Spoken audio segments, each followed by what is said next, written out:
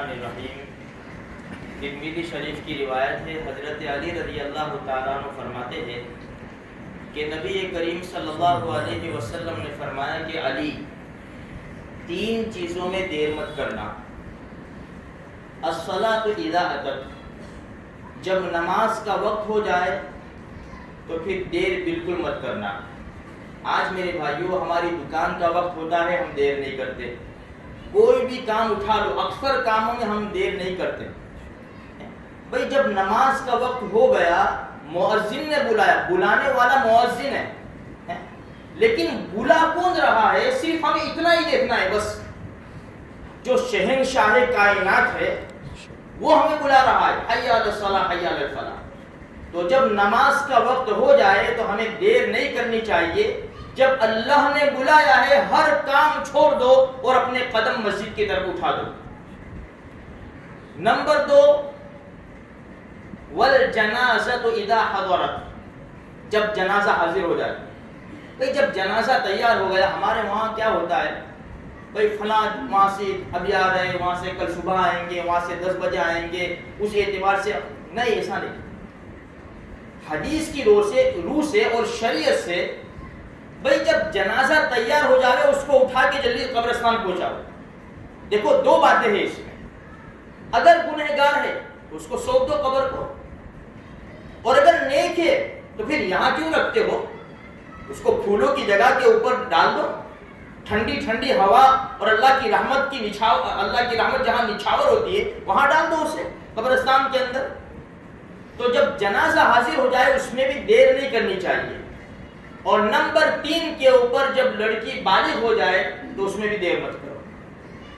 یہ 3 چیز آج ہمارے معاشرے کے اندر میرے بھائیوں، ہم جو لوگ ہیں نا، ہم معاف کرنا، ہم جو شریعت کے اوپر جتنا عمل نہیں کرتے نا، اتنا معاشرے کے اوپر عمل کرتے ہیں، رسم و رواج کے اوپر ہم عمل کرتے ہیں۔ اس لیے بعض کاموں میں جو ہمیں دیر ہوتی ہے نا، وہ اس وجہ سے ہوتی ہے۔ ہمیں حج میں دیر ہوتی ہے، ہمیں شادی کرنے میں دیر ہوتی ہے۔ کیوں؟ بھئی حج میں ٹکٹ کتنی ہے کہ 3.5 لاکھ روپے، چلو 3.5 لاکھ روپے تو ٹکٹ ہے، 2 کے 7 لاکھ ہو گئے۔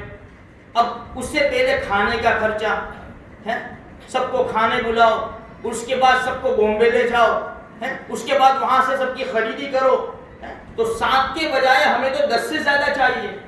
تو ہم 7 تو ہے آلریڈی، ہمارے اوپر حد تو فرض ہو گئی، اب ہم دیر کر رہے ہیں۔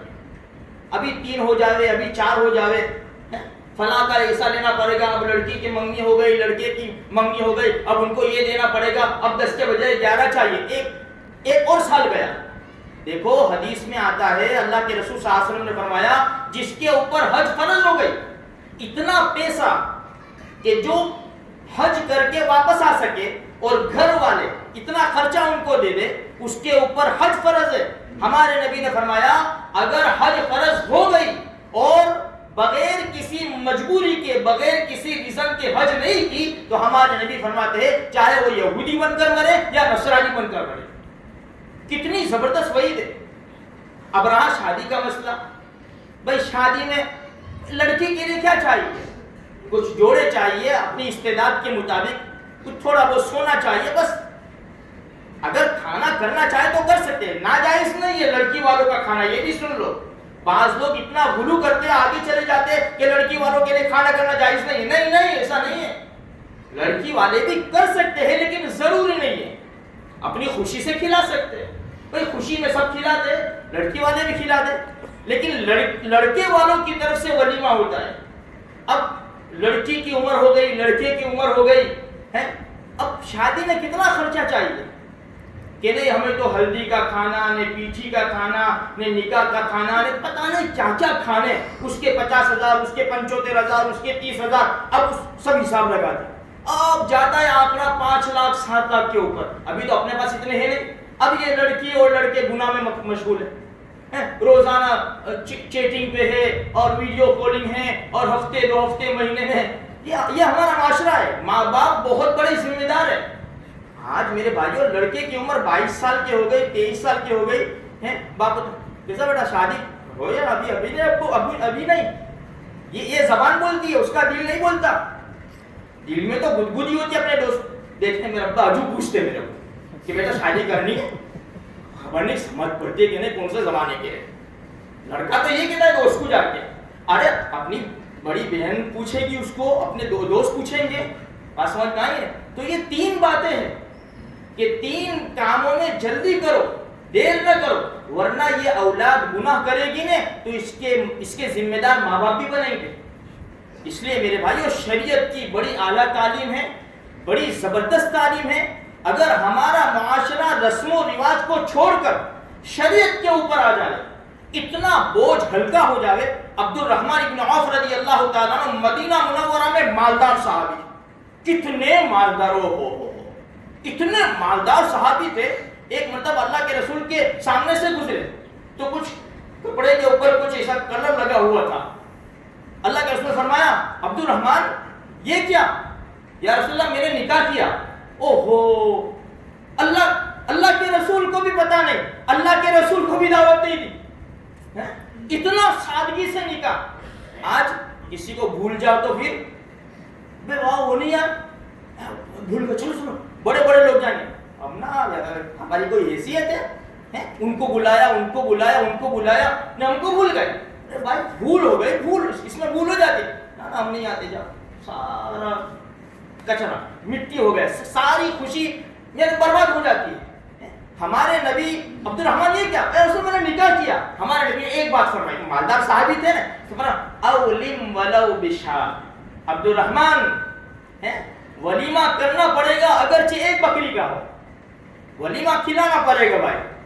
ہمارے نبی نے فرمایا اچھا ولیمہ کس کو کہتے ہیں؟ بھائی نکاح ہوا اور لڑکے اور لڑکی نے رات گزاری, یا تو 10-15 منٹ 20 منٹ ایسی جگہ گزاری جہاں پر صحبت سے کوئی ان کو روک نہیں سکتا تھا. بس اس کے بعد 1 دن 2 دن اس کا جو کھانا ہوتا ہے اس کو ولیمہ کہتے ہیں.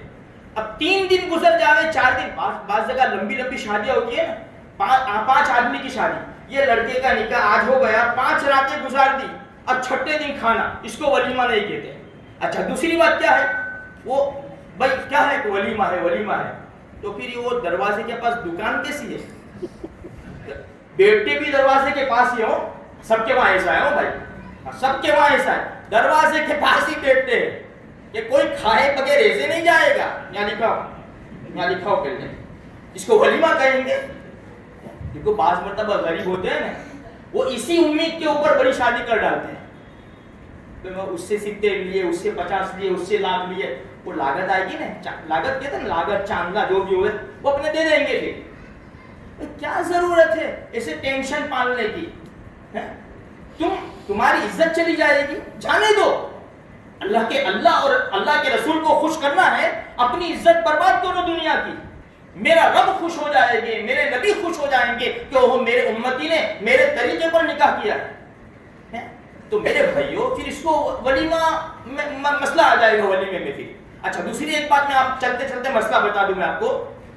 بعض مرتبہ ہمارے گھر بچہ پیدا ہوتا ہے نا, تو اس کا عقیقہ نہیں کرتے, کیونکہ 2 مہینے بعد شادی ہے, 2 مہینے بعد 3 مہینے کے بعد شادی ہے.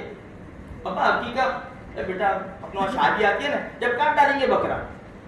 اب یہ بکرا کاٹا ولیمے کا یا پارا کاٹا, اب سب کو کھلایا. عقیقے کا گوشت بیچا جاتا ہے بھائی, عقیقے کا گوشت نہیں بیچا جاتا. ایک مسئلہ اور سن لو, ہمارے معاشرے میں یہ بات بھی ہے کہ ماں باپ کو گوشت نہیں کھانے کا عقیقے کا, اپنے بچے کا. جس ماں باپ نے محنت کی ہے اس بچے کے پیچھے, جس ماں نے 9 مہینے پیٹ میں رکھا ہے, اتنی تکلیف برداشت کی, اب مسئلہ لے کے آئے کہ ماں باپ, میں تو کہتا ہوں ماں باپ کو پہلے کھانے کا گوشت.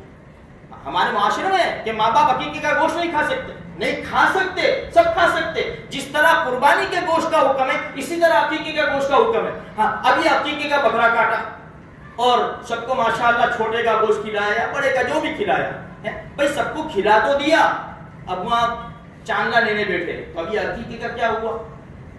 یہ بہت سی چیزیں ہیں میرے بھائیوں, یہ علماء سے پوچھ کر ہم کام کریں گے نا تو ہماری گاڑی سیدھی چلے گی. ورنہ پھر یہ ایسی گول مال کری نا, ایسی چیٹنگ کری نا, 5 کا بکرا آیا 7 تو آئیں گے, 2 نفع یہاں بھی دیکھا, کیونکہ ہماری ہوشیاری تو بولتے ہیں نا, 2 کا نفع یہاں بھی دیکھا. او اللہ کے بندے, وہ 10 ڈاکٹر کو دینے پڑیں گے 3 ڈال کے, 3 عمر کے 10 ڈاکٹر کو دینے پڑیں گے. یہ چیٹنگ شریعت کے ساتھ نہیں چلے گی. اس لیے میرے بھائیو تھوڑا سا خیال کرو، اللہ مجھے آپ کو سب کو دین کی صحیح سمجھ عطا فرمائے۔